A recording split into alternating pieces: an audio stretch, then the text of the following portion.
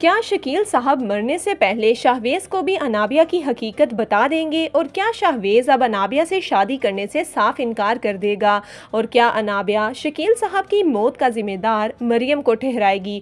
Drama serial ابلیس کے آگے آنے والے ایپیسوڈ بہت ہی زیادہ دھماکے دار ہونے والے ہیں۔ انابیہ اور شہویز کی عین شادی والے دن اتنا بڑا دھماکہ ہو جائے گا کہ کسی نے سوچا بھی نہیں تھا۔ آخر کار شکیل صاحب کو سب سچ پتہ چل جاتا ہے کہ مریم بالکل بے قصور تھی اور یہ سارا کیا دھرا ان کی اپنی بیوی اور بیٹی کا تھا۔ اسی لیے شکیل صاحب کھڑے کھڑے اپنی بیوی کو طلاق دے دیتے ہیں۔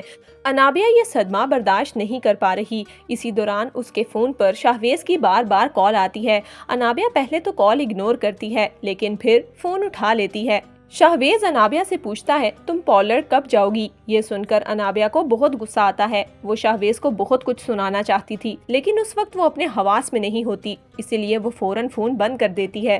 شہویز پریشان ہو جاتا ہے اور سوچتا ہے کہ آخر انابیہ کو ایسا کیا ہو گیا کہ اس نے میری بات ہی نہیں سنی۔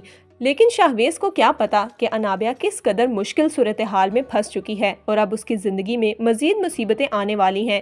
دوسری طرف شکیل صاحب غصے سے گھر سے نکل جاتے ہیں اور راستے میں مریم کا نمبر ملاتے ہیں۔ مریم جیسے ہی اپنے فون پر شکیل صاحب کی کال دیکھتی ہے تو حیران ہو جاتی ہے اور فوراً فون اٹھا کر کہتی ہے بابا صاحب کیسے ہیں آپ؟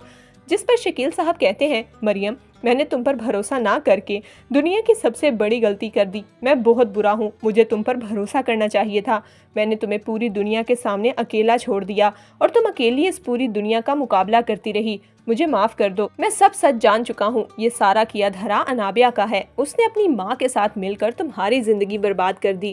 یہ سن کر مریم کی آنکھوں میں بھی آنسو آ جاتے ہیں۔ وہ اپنے بابا صاحب سے کہتی ہے میں نے آپ کو معاف کر دیا، مجھے آپ سے کوئی گلہ نہیں ہے۔ اسی وقت شکیل صاحب اتنی پریشانی میں ہوتے ہیں کہ انہیں یہ بھی پتہ نہیں چلتا کہ کب ان کے سامنے ایک ٹرک آ جاتا ہے اور ان کا ایکسیڈنٹ ہو جاتا ہے۔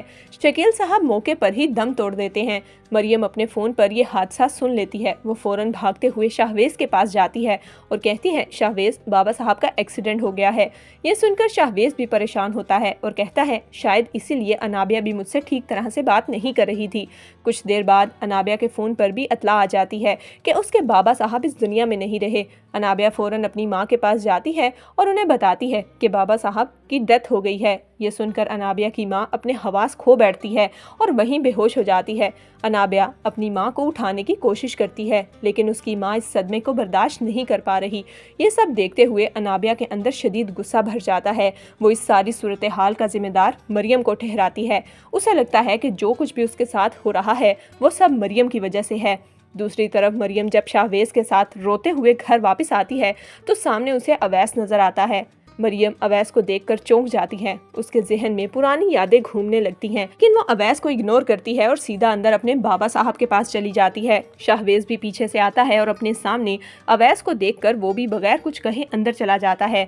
تو دوستو سوال یہ ہے کہ کیا شہویز اب انابیہ کا سچ جاننے کے بعد اس سے شادی کرنے پر راضی ہوگا یا نہیں؟ ہمیں اپنی قیمتی رائے کمنٹس میں ضرور دیجیے گا۔